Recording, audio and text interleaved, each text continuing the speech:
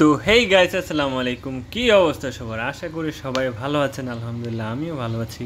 তো বর্তমানে যে জায়গাটা দেখতেছেন বাজারের মতো, এটা হচ্ছে শিমুলিয়া বাজার। তো এখান থেকে বাজারটা 200 মিটারের মতো সম্পূর্ণ বাজারটা। তো বাজারের সামনেই আছে কলেজ, কলেজের সাথেই অপর পাশেই হচ্ছে আপনার স্কুল। তো চলুন আমরা সামনের দিকে যাচ্ছি।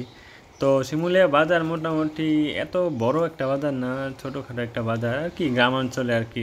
একটু জায়গা পরে পরে বাজার থাকে নর্মালি, আমরা জানি।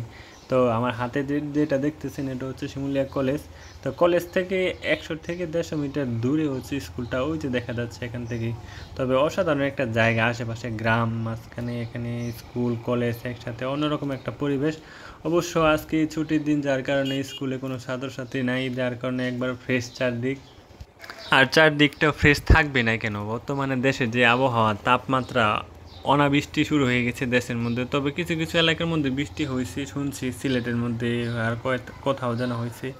তো এখানে প্রচুর গরম, গ্রাম তাও কিন্তু অনেক গরম। তো জানি না দেশে কি হচ্ছে, সব সব উল্টাপাল্টা হয়ে গেছে। বৈশাখ মাসে এখন যেখানে ঝড় তুফান থাকার কথা, সেখানে কিছুই নাই।